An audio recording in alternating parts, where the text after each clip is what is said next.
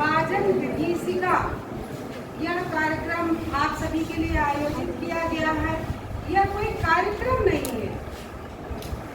आज हम अपने इतिहास के उस अध्याय की ओर अपना ध्यान आकृष्ट करेंगे जब भारतवर्ष में एक त्रासदी हुई और लाखों लोगों की जानें गई थी। लोग अपना घर छोड़कर एक अनिश्चित भविष्य की ओर भाग रहे थे। उस समय क्या हुआ था, आज उसको हम सभी स्मरण करके और सबक लेंगे, शिक्षा लेंगे कि हम अपने भारत की एकता और अखंडता को अक्षुण्ण बनाए रखने के लिए अपना सकारात्मक सहयोग करेंगे। मैं आज के इस कार्यक्रम की मुख्य अतिथि के रूप में पधारे हुए अपने प्रभारी प्राचार्य महोदय प्रोफेसर जितेंद्र सिंह जी का हार्दिक अभिनंदन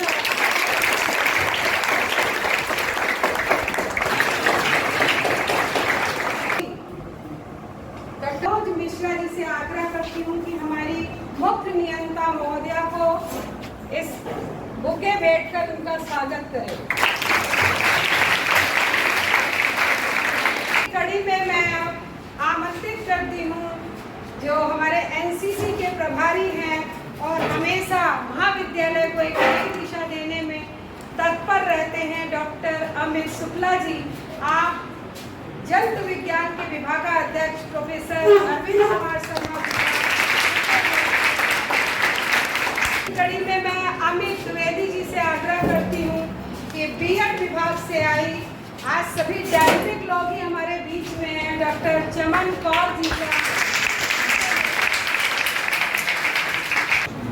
आज हम उस दिन को याद कर रहे हैं बच्चों, जिस दिन भारत में एक त्रासदी आई थी और एक ऐसा काला दिन, इतिहास का एक ऐसा अध्याय जिसे काला दिन करते हैं कि हमारा भारतवर्ष विभाजित होके एक पाकिस्तान बना था। और न जाने उस समय कौन कौन सी परिस्थितियां थी, किन कारणों से ऐसा हुआ कि इस घर का बंटवारा हो गया और हमारे दो टुकड़े कर दिए गए। जहां तक मेरा अल्प ज्ञान है उसके आधार पर तो मैं यही समझती हूँ कि ये ब्रिटिश की कूटनीति राजनीति थी कि फूट डालो राज्य को। ऐसा करने में ब्रिटिश इतिहास की मैडम बैठी है, शायद माउंटबेटन, जिससे पाकिस्तान एक दूसरा देश भारत से अलग होकर बन गया। तो भविष्य में ऐसा कभी हमारे बीच न हो, इसलिए आज जा रहा है और हम अपने अतिथियों के विचारों को, उनके उद्बोधन को हम बाद में सुनेंगे। क्योंकि एमए थर्ड सेमेस्टर की कुमारी सुमन अगर उपस्थित हैं, अपने विचार व्यक्त करें। 4-5 बच्चे अपना विचार व्यक्त करेंगे। इसके बाद हम अपने अतिथियों का उद्बोधन सुनेंगे और सूक्ष्म जलपान लेकर ही आप जाएंगे।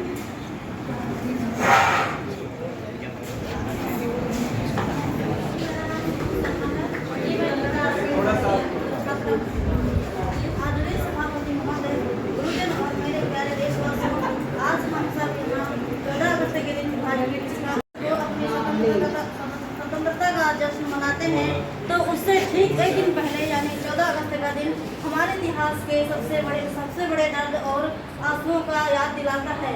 यह दिन सन 1947 के भारत विभाजन की उस त्रासदी का प्रतीक है जिसे देश कभी नहीं भूल सकता। 14 अगस्त 1947 तो केवल देश की भौगोलिक रेखाएं नहीं बदली थी, बल्कि इंसानियत का दिल भी चीरा गया था। रातों रात करोड़ों लोगों को अपनी पुश्तैनी जमीन, घर और अपनों को छोड़कर अनजाने रास्तों पर निकलना पड़ा। उस नफरत और हिंसा के दौर में लाखों निर्दोष लोगों ने अपनी जान गंवाई और अकल्पनीय शारीरिक व मानसिक पीड़ा झेली। माताओं, बहनों और बच्चों ने जो संघर्ष झेला वह आज भी हमारे रोंगटे खड़े कर देता है।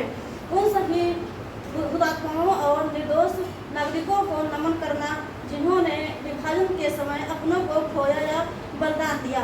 यह दिन हमें याद दिलाता है कि नफरत, भेदभाव और जहर का परिणाम कितना भयानक होता है।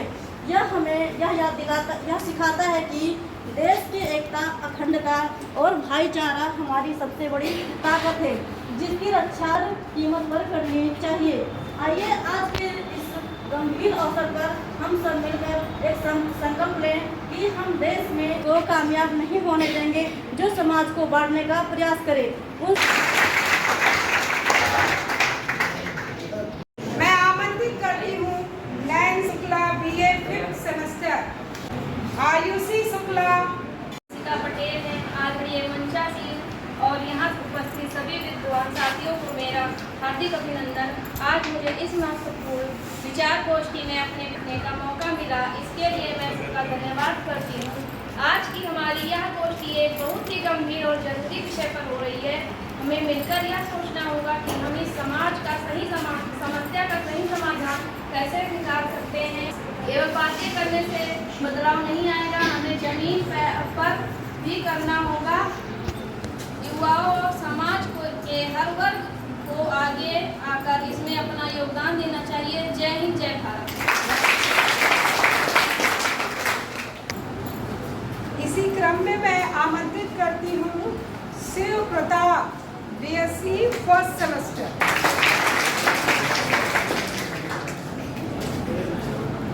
मेरा नाम शिव प्रताप है और मैं LBS BSc 1st सेमेस्टर का स्टूडेंट हूँ। यहाँ पे उपस्थित सभी टीचर्स को मेरी तरफ से गुड मॉर्निंग। और आज का दिन 14 अगस्त, आज के दिन हमारे देश का बंटवारा हुआ था।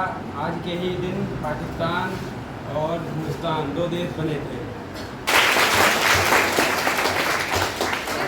इस बच्चे की हिम्मत यह है कि ये बिना तैयारी के अभी इसने नाम लिखाया था कि यहाँ आयोजन हो रहा है तो मैं पार्टिसिपेट फर्स्ट सेमेस्टर। इसी क्रम में मैं आमंत्रित करती हूँ Anamika Singh, BSc 1st semester.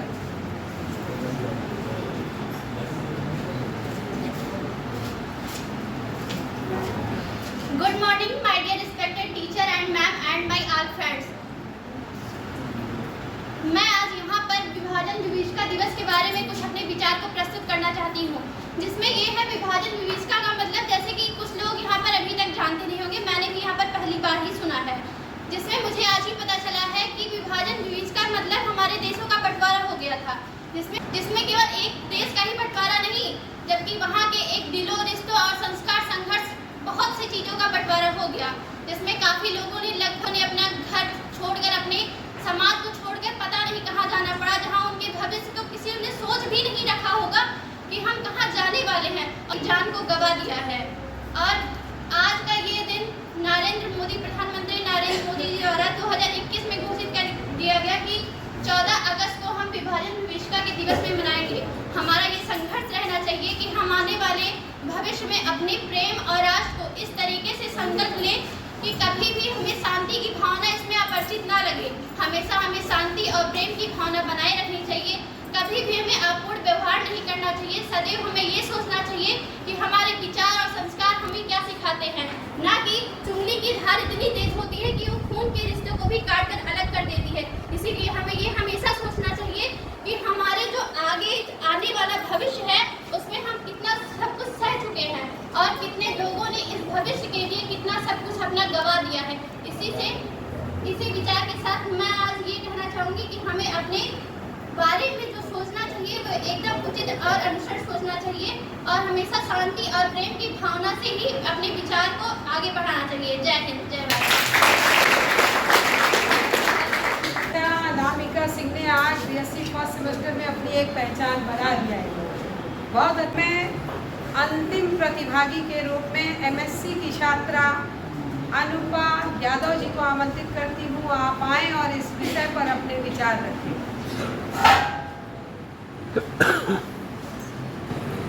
भरा नहीं जो भावों से बहते जिसमें रसधार नहीं, वह हृदय नहीं एक पत्थर है जिसमें स्वाद इसका प्यार नहीं, जिसमें स्वाद इसका प्यार नहीं। इस प्रांगण में उपस्थित समस्त शिक्षकगण, युवा साथी एवं निर्णायक मंडल, सभी को मेरा सादर अभिवादन। मैं Anupa Yadav MSc 3rd semester की छात्रा हूँ। मैं आज भारत विभाजन विभीषिका विषय पर कुछ विचार प्रस्तुत करना चाहती हूँ। यदि मेरे शब्दों में त्रुटि होती है तो मुझे क्षमा कीजिएगा।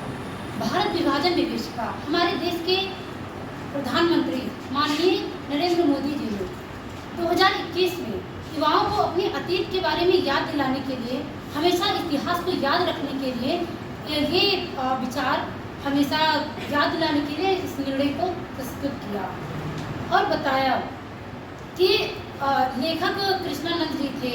उन्होंने कहा कि जो समाज अपना इतिहास याद नहीं रखता वो दुर्गति से नष्ट हो जाता है, और जिस समाज के लोगों को अपना इतिहास पता होता है, अपने इतिहास के बारे में जानकारी होती है, एक समाज को उसके उत्थान के लिए, उसके विकास के लिए, उसको समृद्ध बनाने के लिए अपना इतिहास जानना बेहद जरूरी होता है। जो समाज इतिहास जानता है वो द्रुत गति से आगे बढ़ता है। चलिए आइए जानते हैं कि 14 अगस्त 1947 की रात की विभाजन विभीषिका क्या थी। जब भारत पाकिस्तान का 14 अगस्त 1947 में विभाजन हुआ, दो राष्ट्र में बंट गया। ये एक विभाजन नहीं था, एक परिवार का, एक घर के लोगों का बंटवारा था, जो बहुत ही कहा जाए कि एक भयानक त्रासदी के रूप में सामने आया। इसमें विभाजन के समय लगभग 1.5 करोड़ लोगों का घर बर्बाद हो गया, 10 लाख लोगों की जान चली गई और 55,000 हिंदू और सिख महिलाओं के साथ अपहरण कर लिया गया। और इस विभाजन विभीषिका में मैं एक घटना के बारे में बताना चाहूँगी कि 14 अगस्त 1947 को भारत की तरफ पाकिस्तान से एक ट्रेन आती है जिसमें मरे कटे और घायल लोग भरे हुए होते हैं। आज़ादी का सूर्योदय हो रहा था, वहीं पर हमारे देश में एक भयानक त्रासदी मची हुई थी 14 अगस्त की रात को। कम से कम 300 से 400 युवा लड़कियों को वहाँ ट्रेन से निकाल लिया जाता है, युवा महिलाओं को निकाल लिया जाता है, बाकियों को मार के और उनका कत्ल करके और वहाँ से ट्रेन में लाद के भेज दिया जाता है। ट्रेन पे लिख दिया जाता है the true fighter Hindustan, Mahatma Gandhi and Pandit Jawaharlal Nehru. ये एक बंटवारा ही नहीं था, देश में एक भयानक त्रासदी थी। हमें इससे प्रेरणा लेना चाहिए, इसे सीखना चाहिए कि जब तक हम अपने समाज का, अगर देश का, राष्ट्र का उत्थान करना है तो एकजुट होकर रहना होगा, एक साथ मिलकर रहना होगा, तभी एक समृद्ध भारत, एक विकसित भारत का नवनिर्माण कर सकते हैं। उन्होंने अपने शब्दों में उस त्रासदी को हम सभी के सामने बयां किया। उस समय क्या गुजर रहा था। दिन के समय लोग अपने घर में आराम से बैठे थे और अचानक उन्हें सूचना दी जाती है, चाहे वो जिस भी जाति और धर्म के थे, दोनों पक्षों में ऐसा हुआ कि आपको अपना घर छोड़कर तुरंत यहाँ से चले जाना है। सोचिए उन पर जो बीता होगा, जो लोग उस समय थे, उसे शब्दों में कोई भी व्यक्त नहीं कर सकता है। अपने गोंडा मुख्यालय पर भी मैं ऐसे परिवारों से बहुत संवेदना रखते हुए, क्योंकि उन्होंने यहाँ आके जीरो से, शून्य से शिखर तक पहुँचने की कोशिश की। बहुत से परिवार यहाँ, सिंधी परिवार ऐसे हैं जो सिंध प्रदेश में पाकिस्तान है, वहाँ रहते थे और उनको अपने यहाँ बड़ी बड़ी जागीर छोड़ करके अपने बच्चों को लेकर भागे और भारत के विभिन्न शहरों में आकर बस गए। जब वो अपने बाबा और उनसे भी जो पूर्वज पर बाबा की बात बताते हैं तो आज भी उनकी आंखों से आंसू बहने लगते हैं कि हमारे परिवार के साथ क्या हुआ था। तो ऐसी त्रासदी, नेगेटिविटी, नकारात्मकता के कारण आती है, और जब हम नकारात्मक सोच रख लेते हैं भारत को आज़ाद कराने में, ना कोई वहाँ हिंदू था, ना कोई मुस्लिम था, ना सिख था, ना ईसाई था, सब के सब भारतवासी थे और सब ने देश की आज़ादी में अपने जान की आहुति दी, बराबर का संघर्ष किया। किंतु याद रखिए, किसी भी परिवार को अगर बर्बाद करना है तो परिवार के सदस्यों को तोड़ दीजिए, अपने आप प्रगति उसकी समाप्त हो जाएगी। यही कूटनीतिक चाल चला था ब्रिटिश गवर्नमेंट ने, और हवा दे दिया था उन्होंने मुस्लिम लीग पार्टी को। मुस्लिम लीग के जो भी पदाधिकारी थे, उन्होंने इतना जिद पकड़ लिया, 1946 शायद 16 अगस्त की बात है, द ग्रेट कलकत्ता, वहाँ उन्होंने डायरेक्ट एक्शन ऐसा कुछ एक कार्यक्रम किया था जिसके तहत हड़ताल किया जाना था, आंदोलन किया जाना था और हिंसक भाषण दिया, जनता को बहुत उत्तेजित करने वाला भाषण दिया, जिससे बहुत बड़ी हिंसा फैली और ये हिंसा फिर भारत को विभाजित करके ही इस त्रासदी के रूप में समाप्त हुई। तो मैं यही इस मंच से एक शिक्षक के रूप में कहना चाहती हूँ कि हमारे प्यारे भारत के नौनिहालों, हम सभी को ये भूल जाना चाहिए कि हम हिंदू हैं, कि मुस्लिम हैं, सिख हैं या ईसाई हैं। अभी कुछ देर पहले भी मैंने आपसे कहा था कि जो हमारे धार्मिक पर्व होते हैं, दीपावली हिंदू मनाता है तो मुस्लिम ईद मनाता है, तो क्रिश्चियन क्रिसमस डे मनाता है, लेकिन राष्ट्रीय पर्व भारत में जन्म लिया हुआ एक एक भारत वासी मनाता है। हमारा राष्ट्रीय पर्व सर्वोपरि है और कल हम अपनी आज़ादी का जश्न, अपनी आज़ादी का जो उत्सव है उसे कल हम मनाएंगे, लेकिन इतिहास हमेशा हमें याद रखना चाहिए। इतिहास को याद रख के ही हम स्वर्णिम दिशा की ओर बढ़ पाते हैं। हमें अपनी जाति, धर्म, भाषा, पहनावा और क्षेत्र से थोड़ा परे उठकर सबको एक ही आवाज के साथ कहना होगा कि हम सभी भारतवासी हैं और भारत के लिए हम सभी अपना सब कुछ न्यौछावर करने के लिए तैयार रहेंगे। बहुत बहुत धन्यवाद देती हूँ सभी छात्र छात्राओं को जिन्होंने भाषण प्रतियोगिता में सहभागिता किया। अब मैं अपने भी उपस्थित बीएड विभाग की चमन मैम, उनसे आग्रह करती हूँ कि संक्षिप्त शब्दों में आज के विषय पर प्रकाश डालें। प्रभारी प्राचार्य प्रोफेसर जितेंद्र सिंह सर, महाविद्यालय की मुख्य नियंता प्रोफेसर अमन चंद्रा मैम, जूलॉजी विभाग के विभागाध्यक्ष प्रोफेसर अरविंद कुमार शर्मा सर और मंच पर उपस्थित सभी प्राध्यापकगण और इस सभागार में बैठे मेरा माय रियल ट्रेजर स्टूडेंट्स, मैं सभी का हार्दिक अभिनंदन और स्वागत है। आपने विभाजन विभीषिका के बारे में बहुत डिटेल में सुना, अब उसके बारे में तो मैं नहीं कहूँगी, मैं बस इतना कहूँगी कि ये सब जो भी हम कार्यक्रम करते हैं, चाहे हम विचार गोष्ठी करें, पोस्टर प्रतियोगिता करें, रैली निकलवाएं, जितने भी हम कार्यक्रम करते हैं वो तभी सार्थक होते हैं जब हम उनको अपने जीवन में अपनाएं। तो विभाजन विभीषिका ये सब हुआ, स्वतंत्रता हुई, इतना सब लोगों ने किया, तो अब हमारा क्या कर्तव्य बनता है, आप लोगों का क्या कर्तव्य बनता है? तो विकसित भारत की जब हम बात करते हैं या सशक्त राष्ट्र की जब हम बात करते हैं, तो राष्ट्र हमारा सशक्त कब होगा? जब हम स्वयं सशक्त होंगे। तो आमंत्रित करती हूँ जंत्र विज्ञान के विभागाध्यक्ष प्रोफेसर अरविंद कुमार शर्मा जी को, आप भी अपने विचार इस अवसर पर हमारे छात्र छात्राओं के समक्ष दें। मंच पर उपस्थित हमारे प्राचार्य प्रोफेसर जितेंद्र सिंह सर,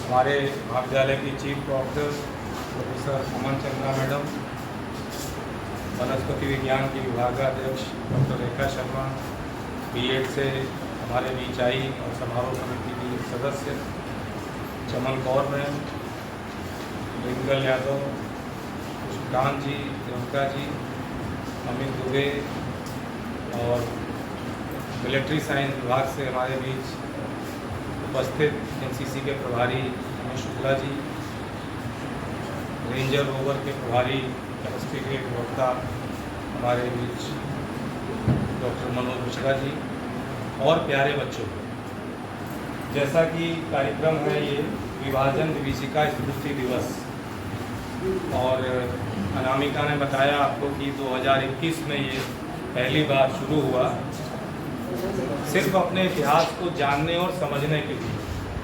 काफ़ी कुछ रेखा मैडम ऑलरेडी आप लोगों को बता चुकी हैं।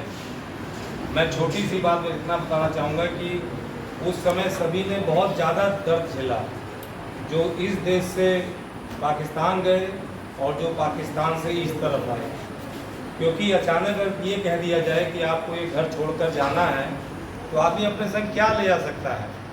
थोड़ा बहुत रुपया पैसा ले जा सकता है, कुछ सोना चांदी जेवर के रूप में ले जा सकता है, और उसका भी बहुत डर है कि आप बीच रास्ते में सुरक्षित पहुंच पाएंगे कि नहीं पहुंच पाएंगे। उसमें भी लूटपाट का पूरा अंदेशा था। तो लोगों ने अपने जीवन को यहाँ पर जीरो से शुरू किया। मतलब बिल्कुल जब वो आए तो ना घर था, ना कहीं छुपने की जगह थी, ना कहीं शेल्टर था, ना रहने की जगह थी। उस ज़ीरो लेवल से उन लोगों ने शुरू किया। तो उस दर्द को हम लोग मतलब सोच भी नहीं सकते हैं, कितना असहनीय दर्द और पीड़ा उन परिवारों ने झेला जो उस दौरान विस्थापित हुए। लेकिन उसके बाद भी उन लोगों ने देश के विकास में बहुत महत्वपूर्ण भूमिका निभाई और बहुत आगे गए। आज वो सब लोग बहुत आगे हैं अपने जीवन में। इससे पहले हमारे जो सचिव साहब थे सलूजा जी, आप लोग तो छोड़ नहीं रहे होंगे उस समय, लेकिन हम लोग सब लोग जानते हैं, वो भी उसी तरह विस्थापित परिवार थे जो पाकिस्तान से पूरे परिवार को यहाँ लेके जाए, यहाँ पर आए जो है। और जो मार्केट में जो रोडवेज चौराहा उसके बगल में जो पहली दुकान है सलूजा साइकिल्स वगैरह की, या अब तो कई तरह की चीज़ें वहाँ मिलती हैं, वो उन्हीं का है। तो आज वो जनपद के गणमान्य व्यक्तियों में उनकी गिनती है। ऐसे एक और सिंधी परिवार है जिसको मैं जानता हूँ, उनकी बेटी यहाँ पढ़ी हुई थी, स्टूडेंट भी रही हम लोगों की, इस समय आर्मी में ऑफिसर है वो लड़की। फिल्म आई थी जिसमें मिल्खा सिंह के बारे में बताया गया था। आप फिल्म का नाम बोल रहा हूँ, भाग मिल्खा भाग। आप उस फिल्म को जरूर देखिएगा। मिल्खा सिंह, उनको फ्लाइंग सिख के नाम से जाना जाता है। उन्होंने एशियन गेम्स में गोल्ड मेडल जीता है, कॉमनवेल्थ गेम्स में गोल्ड मेडल जीता है, और 3 ओलंपिक्स में उन्होंने भारत की तरफ से 400 मीटर रेस में पार्टिसिपेट किया। 1956 के ओलंपिक्स, 60 के ओलंपिक्स और 1964 के ओलंपिक्स। और एक बार वो फाइनल इवेंट में पहुंचे थे और वो 4th रैंक आई, और उसका कारण सिर्फ ये हुआ, मतलब वो सेकंड के 100वें भाग से पीछे रह गए थे बस, वरना ब्रॉन्ज मेडल एथलेटिक्स में रेस में भारत को मिल जाता। जब वो नज़दीक पहुंचने लगे लाइन के तो उन्होंने पीछे मुड़ के देखा, और वो स्मृति इतनी गहरी थी उनके जहन में कि जब वो पाकिस्तान से शायद उनका 1928 का जन्म है, तो उस समय 15-16 साल के रहे होंगे जब ये पार्टीशन का दौर आया, जब ये BBC का दिवस आया। तो वो अपने परिवार के संग भागे वहाँ से, और पीछे उनको मारने के लिए तलवार से लोग दौड़ रहे थे, उनके पूरा परिवार साथ में था। तो उनके पेरेंट्स ने कहा कि बेटा हम लोग को कुछ लड़ेंगे भिड़ेंगे, तो तू भाग जा, तेरी ज़िंदगी कम से कम बच जाएगी। तो उसी को उन्होंने कहा था कि भाग मिल्खा भाग, तुम भागते रहो, मतलब जहाँ आश्रय मिल जाए। और वो बच्चा छोटा 14-15 साल का बच्चा भागता रहा, और बच्चा तो बच्चा होता है, फिर उसके मन में भाव आया कि पीछे मुड़ के मैं देखूं कि मेरे माता पिता की क्या स्थिति है। तो जो तलवार लेकर लोग दौड़ा रहे थे उनकी संख्या ज़्यादा थी, और उनके परिवार को वहाँ पे काट दिया गया था। तो वो स्मृति इतनी गहरी उनके जहन में थी कि जब वो अपनी फिनिशिंग लाइन के पास पहुँचे तो फिर उनकी मानसिक स्थिति वहीं पहुँच गई जो उन्होंने झेला था, और उन्हें वही पीछे पलट के देखा, और उतनी ही देर में वो सेकंड के 100वें हिस्से से भारत का ब्रॉन्ज मेडल, और वो जो फ्लाइंग सिख मिल्खा सिंह जी थे वो ब्रॉन्ज मेडल से वंचित रह गए। तो ये बहुत भयंकर त्रासदी थी, लेकिन फिर भी उन लोगों ने ज़ीरो से आके अपने आप को यहाँ इस्टेब्लिश किया, और आज भारत की मुख्य धारा में उन सब का बहुत महत्वपूर्ण योगदान है। छोड़ के हमको एक ब्रॉड स्तर पे सोचने की आवश्यकता है। ये देश हम सभी का है, हम सभी का योगदान उतना ही इम्पोर्टेंट है।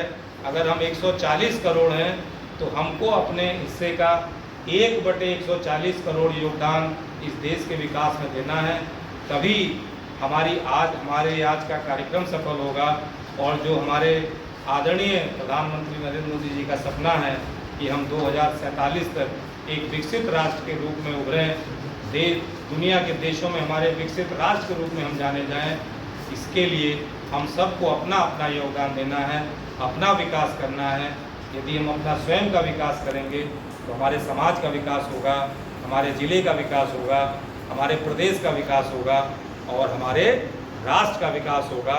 और जब हम विकसित राष्ट्र बन चुके होंगे, 2047 में बनेंगे, उस समय आप ही लोग, हम लोग तो बुजुर्ग हो चुके होंगे, बहुत सारे हो सकता है हम लोग यहाँ से जा भी चुके हों, लेकिन उस समय आप सभी लोग बहुत ही महत्वपूर्ण पदों पे पहुँचेंगे। तो अपना परिश्रम करना आज से शुरू कर दीजिए और देश के लिए, राष्ट्र के लिए जो भी आप कर पाइए उस योगदान को जरूर करिए। छोटी छोटी जो बाधाएं हैं, जो गलत भ्रांतियां हैं, उससे खुद भी अपने को दूर करिए और जहाँ रहिए वहाँ लोगों को उससे दूर करने का प्रयास करिए। तभी हमारा राष्ट्र एक विकसित राष्ट्र रूप के उभर कर सामने आएगा। बहुत बहुत धन्यवाद। जय हिंद। धन्यवाद सर। इसी क्रम में अब हम आमंत्रित करते हैं अपने महाविद्यालय की मुख्य निदेशिका प्रोफेसर अमन चंद्रन। आज के इस अवसर पर मंच पर उपस्थित प्रभारी प्राचार्य प्रोफेसर कार्यक्रम के समन्वयक डॉक्टर रेखा शर्मा जी, जैन विभाग से डॉक्टर अजय शर्मा जी, बीएड से डॉक्टर चमन कौर और बाकी सभी मान सम्मानित जो प्राध्यापक हैं और प्रिय छात्र छात्राओं। आज का जो ये दिवस मनाया जा रहा है तो ये कोई ऐसे सेलिब्रेशन का अवसर नहीं है। ये अवसर है कि जो हम आज़ादी का जो जश्न कल मनाएंगे, तो जिस उल्लास और उमंग और आनंद के साथ हम उसकी तैयारी करते हैं, उसके पहले हमें ये याद कर लेना है एक बार कि कैसे 14 अगस्त को कैसे देश का विभाजन हुआ और क्या भयंकर विभीषिका या त्रासदी हुई, उसको हमें याद रखना है। और इसको याद करते हमें ये सीखना है कि कैसे लोगों ने कितना बलिदान दिया, कितने लोग शहीद हुए, कितने लोग मारे गए, कितनी अनवरत तपस्या और त्याग था कि हमने उस आज़ादी को प्राप्त किया। तो हम उस आज़ादी को कैसे अक्षुण्ण रखें, कैसे अपने देश को और आगे बढ़ाएं, तो इसके लिए हमें पहले उन बलिदान को और जो ये सब भयंकर त्रासदी हुई इसको भी स्मरण रखना है। तो इस परिप्रेक्ष्य में इसको स्मरण रखने का ये तात्पर्य नहीं है कि हमारे मन में एकदम आक्रोश पनप जाए या हम सोचें कि इस तरह का हुआ, बल्कि क्या उद्देश्य है कि कितने मशक्क़त के बाद, कितने परिश्रम और कितने लोग शहीद हुए, कितने बलिदान के बाद कितने लोगों के घर उजड़े, हमको आज़ादी मिली है। तो इस आज़ादी को हम कैसे सुरक्षित रखें, कैसे अपने देश को आगे ले जाएं। तो अतीत हमको इसलिए जो इतिहास है उसमें हमें अतीत जानना आवश्यक है, ताकि हम वर्तमान में बहुत अच्छे तरह से जो कमियां रही उसको दूर करके आगे बढ़ने का संकल्प लें और भविष्य को एक आकार, एक रूपरेखा देने का एक योजना बनाएं। इसके लिए ये सारे आयोजन होते हैं। बाकी जो विभीषिका हुई, अगर लोग जैसे जानने के हैं तो ट्रेन का जिक्र किया था, खुशवंत सिंह की एक पुस्तक है द ट्रेन, तो उसमें विभीषिका के विषय में उन्होंने बहुत ही सचित्र और बहुत ही एक प्रकार से सांगोपांग वर्णन पूरा किया है। तो जैसे बच्चे कुछ इंटरेस्टेड हो वो पढ़ें, लेकिन सभी विद्यार्थियों से मेरा यही कहना है कि आप लोग ही भावी कर्णधार हैं, आप लोग ही देश को कैसे शिखर पर ले जाएंगे। तो अपने आज़ादी का जश्न मनाते हुए और पुरानी चीज़ों को स्मरण करते हुए, याद रखते हुए क्या संकल्प लें। जैसे इतिहास मैं पढ़ाती हूँ तो कई बार लोग कहते हैं कि अरे भाई इतिहास में वही चीज़ बार बार आप वही पुराना चीज़ वही पढ़ाती हैं, लेकिन मैं तो ये समझती हूँ कि इतिहास तो मैं पुराना पढ़ाती हूँ, वही पढ़ाती हूँ, रोज़ कुछ ना कुछ नया मिलता है। लेकिन इन 37 वर्षों में मुझे कितने नए युवा पीढ़ी मिली, हर वर्ष कोई नए बच्चे आते हैं और उनसे जो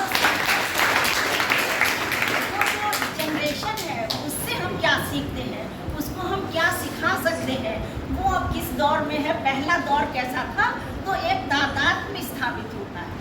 तो बच्चों मैं यही कहूँगी कि आज का दिवस याद करते हुए ये संकल्प लें कि जो कल हम आज़ादी का जश्न मनाएंगे उसको हम आज़ादी को कैसे अक्षुण्ण रखें और ये भेदभाव या जो कुछ भी हुआ बंटवारा ये सब न करते हुए आपसी सौहार्द और प्रेम और सानिध्य के साथ रहेंगे और अपने देश को उच्चतम शिखर पर ले जाएंगे। आप लोगों को बहुत बहुत शुभकामनाएं।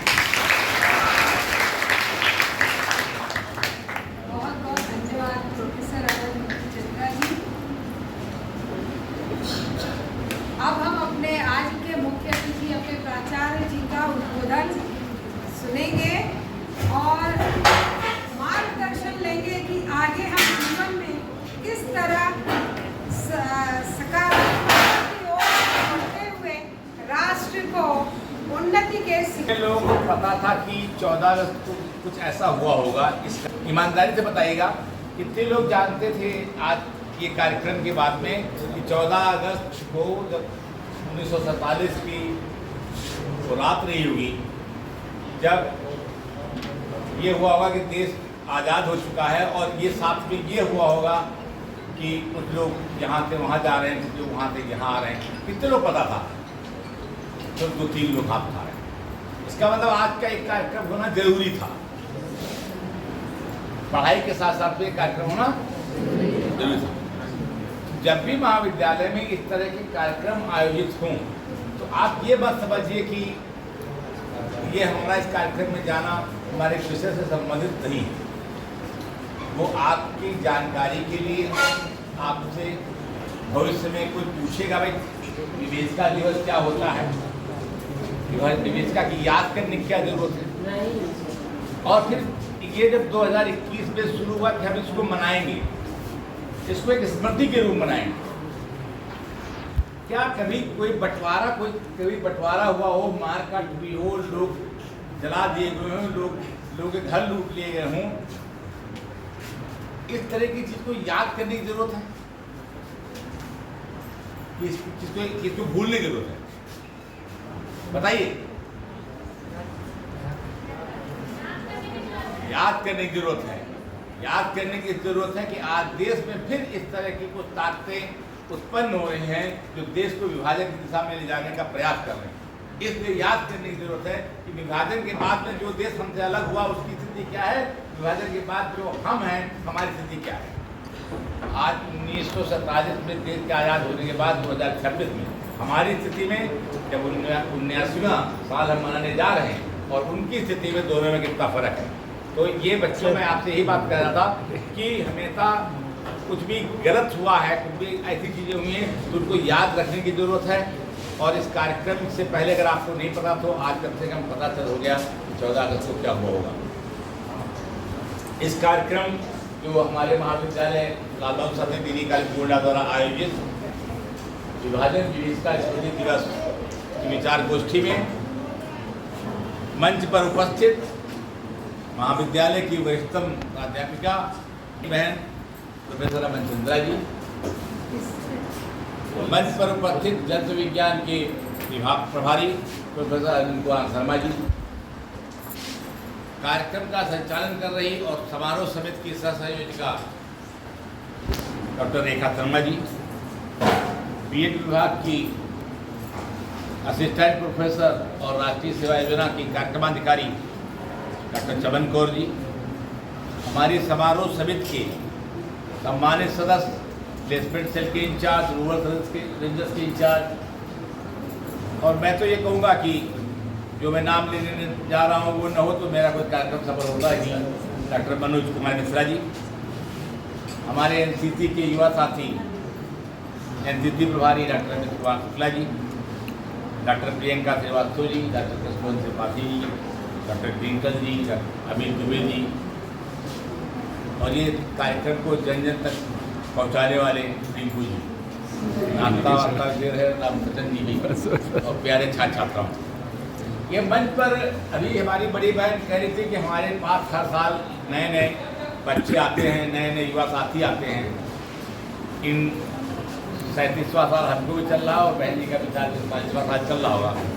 तो मंच पर बैठे हुए ये रेखा जी से उधर जितने लोग बैठे हैं उनकी उम्र लगभग कितनी होगी, कुछ अंदाजा लगाइए। कभी तक कितनी इसमें से उधर बैठे हुए मैक्सिमम सभी लोग 60 के लगभग पहुंच चुके हैं और हम भी 61वें में चल रहे हैं।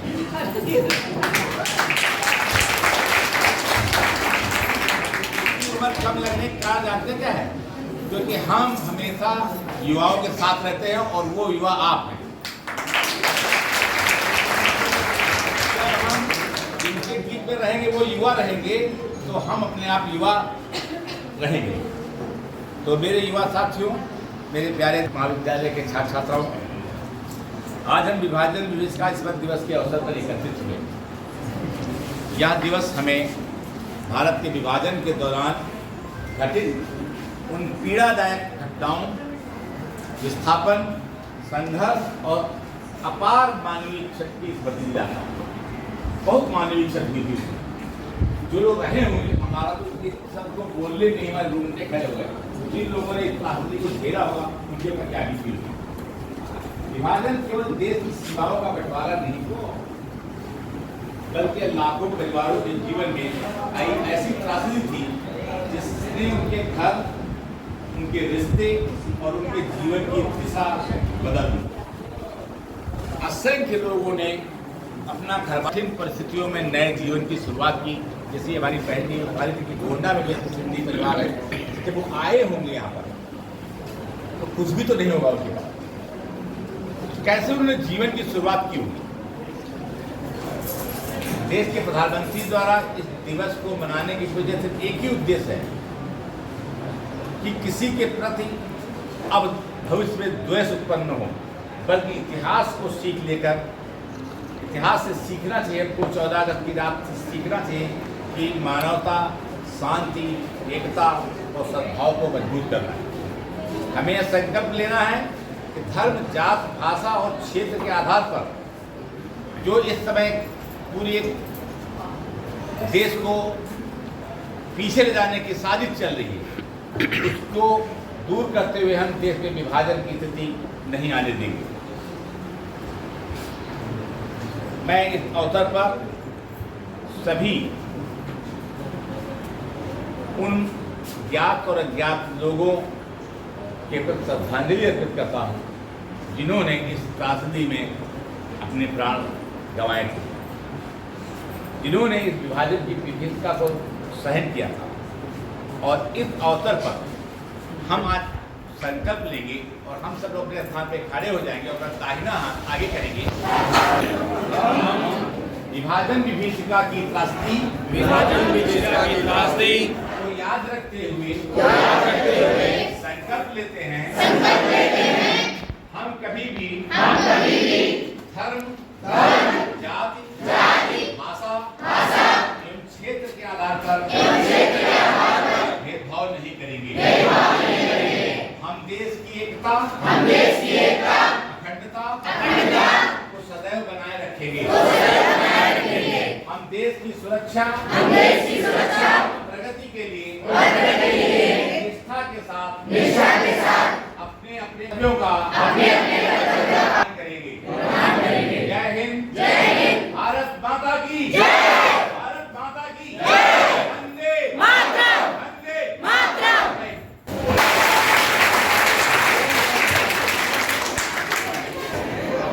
देखिए, आपको आज अपने प्राचार्य महोदय के उद्बोधन को सुनकर बहुत अच्छा लगा। आपके अंदर इन्होंने ये एहसास दिला दिया कि आप हमारे भारतवर्ष की नई युवा पीढ़ी हैं और इस भारत को एक नई दिशा देते हुए उन्नति के शिखर पर पहुंचाएंगे। आज आप ये संकल्प लेकर यहाँ से जा रहे हैं। अभी भाषण प्रतियोगिता हुई, इनमें जिन छात्र छात्राओं ने प्रथम, द्वितीय और तृतीय स्थान प्राप्त किया है उनका नाम बुलाने से पहले एक बार, चूंकि बॉटनी की स्टूडेंट हूँ और आज के कार्यक्रम को बॉटनी से कनेक्ट करते हुए आपसे कहना चाहूँगी कि हमारा व्यवहार कैसा होना चाहिए। गुलाब के फूल का, गुलाब के पौधों की बहुत बड़ी बगिया हो, आपको देखने में सुंदर लगेगी ना? और एक ऐसे पार्क में आप जाएं जहाँ गुलाब भी हो,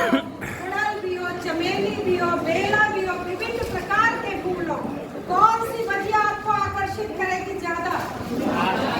ये देखिए, ये आपके सामने गुलदस्ता, विभिन्न प्रकार के फूल इसमें है, कितना आकर्षित कर रहा है अपनी और आपको। तो यानी कि ये प्रकृति भी कहती है कि जहाँ विविधता है वहीं समृद्धि है। भारतवर्ष पूरे विश्व का एक ऐसा देश है जहाँ की विविधता सबसे ज्यादा है, चाहे वो धर्म के आधार पर विविधता हो, चाहे भाषा के आधार पर, चाहे पहनावे के आधार पर, चाहे खान पान के आधार पर, और चाहे एकजुट होकर काम करना है। और यही संकल्प आप जब लेंगे तो कोई बाहरी ताकत इस भारतवर्ष का कुछ भी नहीं बिगाड़ सकती है ना? सही बात है? तो आइए अब भाषण प्रतियोगिता का रिजल्ट डिक्लेयर करते हैं। भाषण प्रतियोगिता में तृतीय स्थान प्राप्त करने में सफल रहे हैं शिव प्रताप। इधर से घूम जाओ।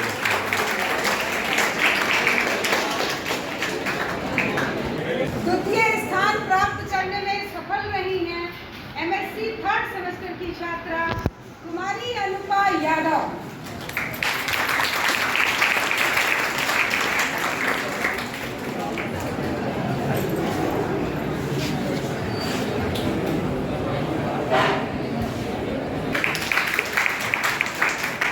प्रथम स्थान प्राप्त करने में BSc 1st सेमेस्टर की अनामिका सेन सफल।